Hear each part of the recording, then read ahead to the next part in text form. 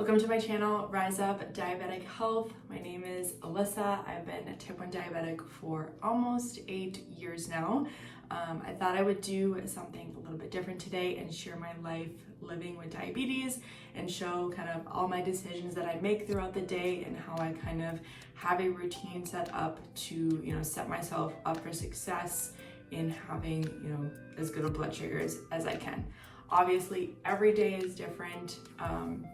And this could be a really good day or it could be a not so good day. So we'll kind of go along for the ride and see how it goes. But it is the morning right now. It is a Tuesday, so I do have to work. And then with the job that I have, I am an online performance coach. So I work from home, which means that I work with a ton of clients remotely, basically giving them training programs and then communicating with them throughout the day to help them reach their goals.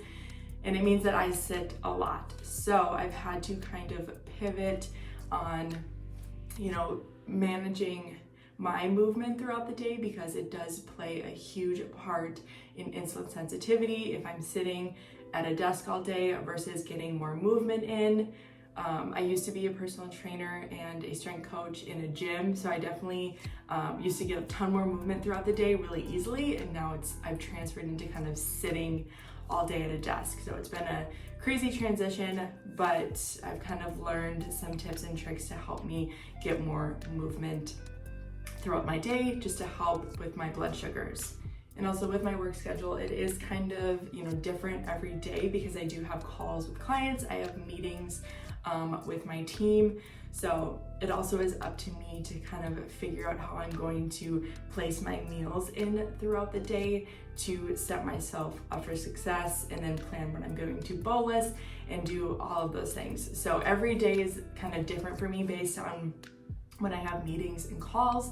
But we'll kind of walk through today and I'll show you kind of my thought process behind everything and, all of the good stuff as we go. It's about 7:30 and I start my work day at about 8. So once I wake up at 7:30, I'll start a quick routine where I just do, I brush my teeth, do my skincare, I drink some water just to make sure I hydrate myself right away in the morning. My current blood sugar when I woke up was 145. Is a little bit on the higher side.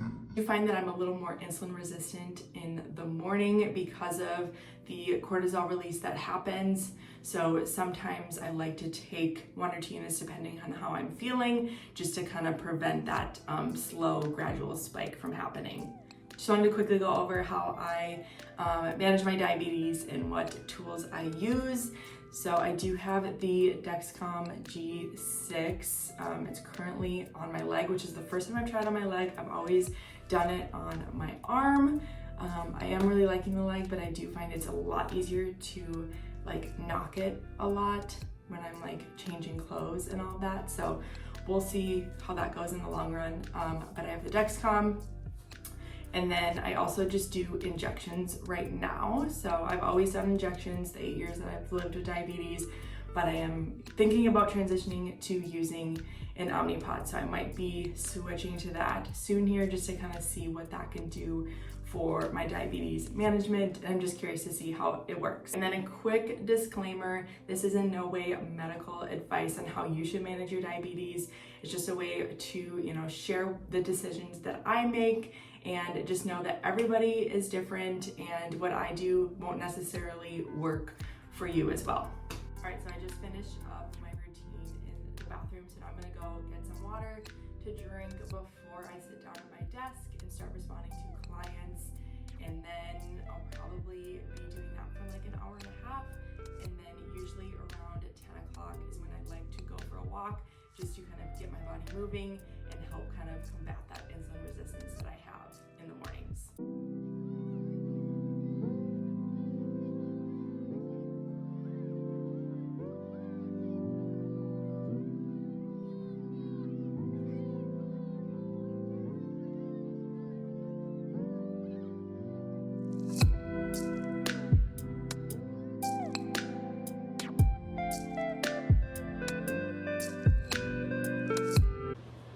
So it is now about 9:30 ready. So I'm going to make a coffee and then I'm going to go on a walk in about 30 minutes.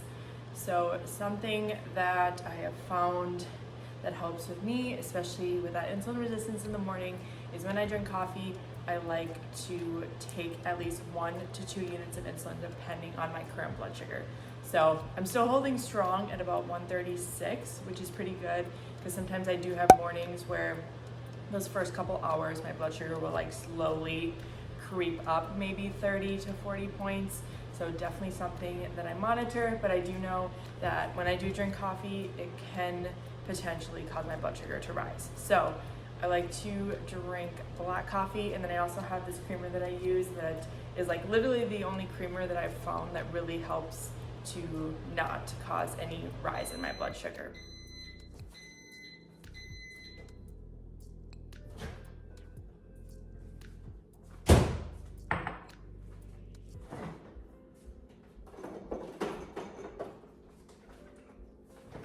Okay, so this is the brand, it's the Nut Pods, and it has no added sugar in it. So that definitely helps.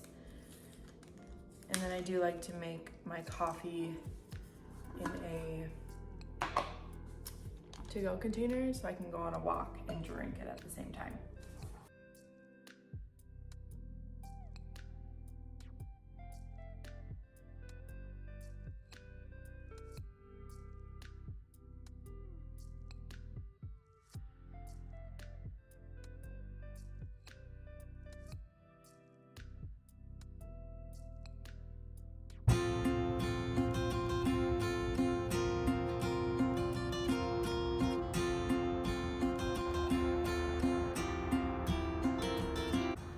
All right, so I just started my walk. I have my coffee with me.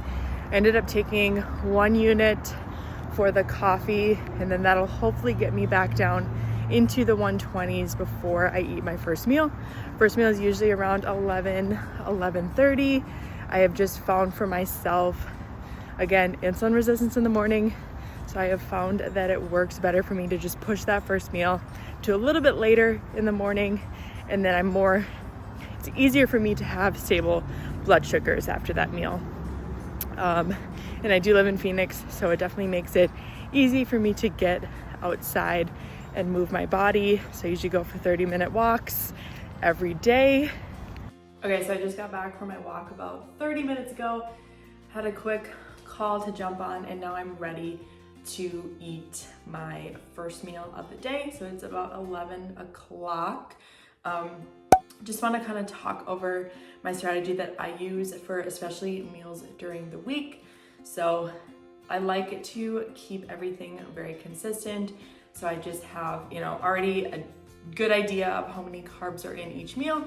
And then that just makes it easier for me to take my insulin, have that meal prepared and ready to go every day. So, but how I keep it exciting is every week I'll come up with different meals to eat for that whole week. So even though I kind of have that repetition of the same meal every day for the week, I'll change it up that next week and give myself some different meals. That way I have at least some variety in what I'm eating. And then also on the weekends, I'm much more relaxed with what I eat. I'll eat out at restaurants, eat more indulgent foods at times. So I definitely feel like in that sense, I get enough balance of eating a variety of foods where I don't get super bored with eating the same meal all the time. So for this week, all I did was prep some chili. So super easy meal, provides a good balance of proteins, carbs, and then fat, because I do add some avocado on top as well. And then I also pair it with a kale salad because that just helps me get my greens in. So I make a homemade dressing and just kind of toss it in that, have that ready to go for the week. And then it just makes it super easy to take some out every day and have my meal prep. So this literally takes me, probably took me an hour or two on the weekends to get everything ready for the week, but every time I make my meals during the day, it'll take me, 5 to 10 minutes just to get it prepped, and then it's ready to go.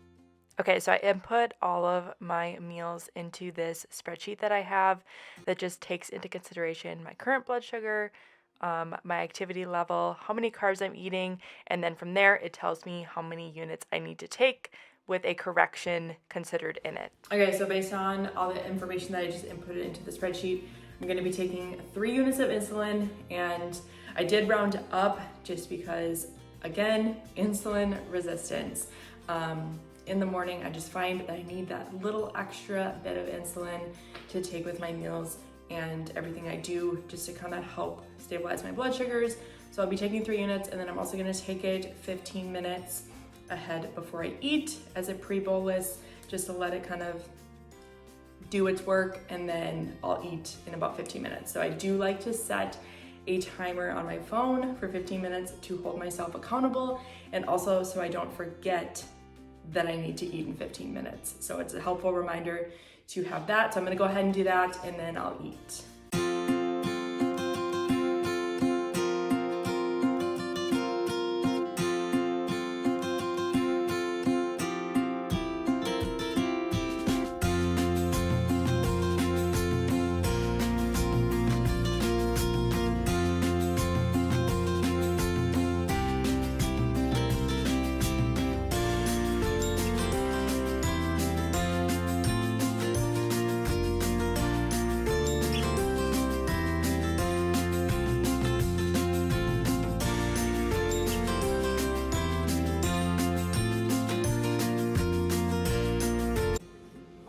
Okay, so it is time for meal number 2. A few hours have passed, and now it's about 2 o'clock. My blood sugar is still staying really steady at like 130. So I'm gonna have a smoothie. So I just do frozen banana, frozen fruit. I also add in some protein powder, chia seeds, and then some spinach. So I'm gonna add water to that as well, blend it up. All right, so it's been 15 minutes since I took my insulin for the smoothie. So I'm going to go ahead and eat that. This will be like my pre-workout snack before I go to the gym. So typically I like to eat, at least give myself an hour before I start working out. So I'll probably go to the gym around like 3:30, and then we'll kind of go from there. That just gives me a little more time for my blood sugars and insulin to work before I head to the gym, and I have a better chance of having like a stable blood sugar versus going into the gym with still like insulin on board and all of that stuff.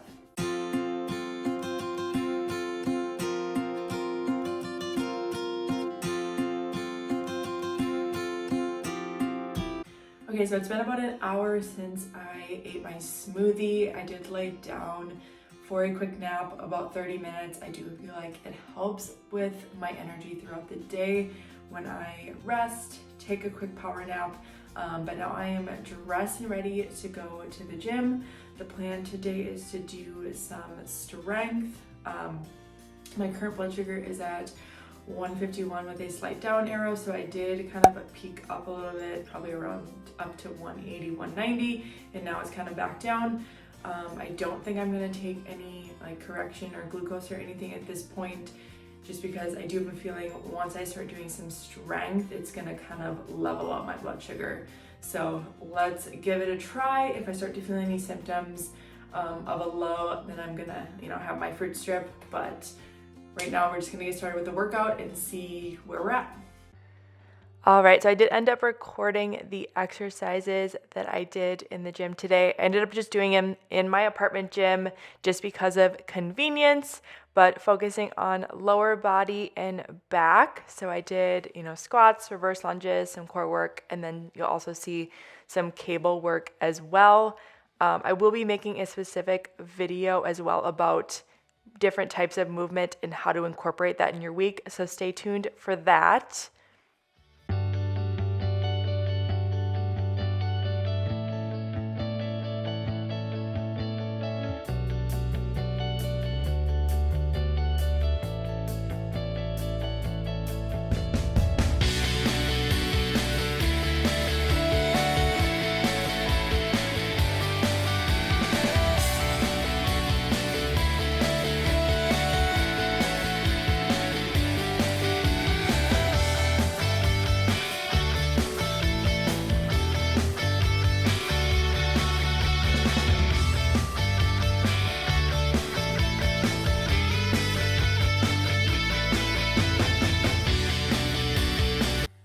so I just finished my workout and then my blood sugar ended up around 113. So just kind of what I figured would happen.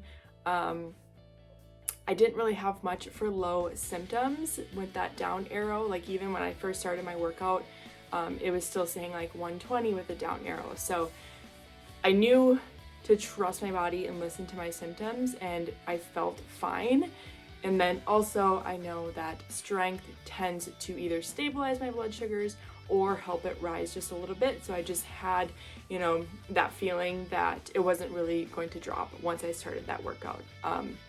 And that is where, like, I definitely encourage you to become more familiar with your patterns and your blood sugar tendencies, especially with exercise and movement, because that can be a really great tool to helping you, you know, manage your diabetes and not overcorrect. Because I think that is something that a lot of people who are newer to diabetes tend to do. You know, when you immediately see that down arrow, you think, oh, I need to eat sugar. Or if you immediately see the up arrow, you think you need to, you know, correct with insulin. But I think something that really helps is, you know, listening to your symptoms, feeling how you feel, and then also using test strips as well, because a lot of times your Dexcom is going to be 15 minutes behind, so it might not give you that complete accurate picture of what's happening right at that moment. So I always will utilize test strips if I'm really unsure, or also just paying attention to my symptoms, because I feel like they are pretty accurate with, you know, my blood sugars and how I'm feeling. Okay, so it's been about an hour since I ate my third meal. I'm sitting at 148, so I did kind of up a little bit, but now it's kind of leveled off. I had salmon, potatoes, and carrots for my third meal. Super easy to just throw in the air fryer, and then, you know, 20 minutes later, it's ready to go. So definitely like that. I do like to have something as my fourth meal that's a little bit more dessert-like. So oatmeal is definitely a go-to. I'm gonna make this cinnamon roll oatmeal thing to have later. All right, so I didn't end up filming that last meal. I did have oatmeal. Blood sugar ended up at about 130 before I went to bed that night. I did want to talk about one more thing that I examine every night to set myself up for success through the night with my blood sugars and in the morning. So that's adjusting my basal insulin. So I'll always look at that previous night, look at how steady the numbers are. If I happen to, you know, drop low around like 3 or 4 a.m., then I know that I might need to decrease my basal. So that is something that I'm constantly thinking about adjusting. All right, that is going to end the video of a day in my life living as a diabetic. I hope you enjoyed, and don't forget to give it a thumbs up if you want to see more videos like this, and then comment and subscribe so you can stay up to date on all videos that I will be posting. All right, thanks so much for watching.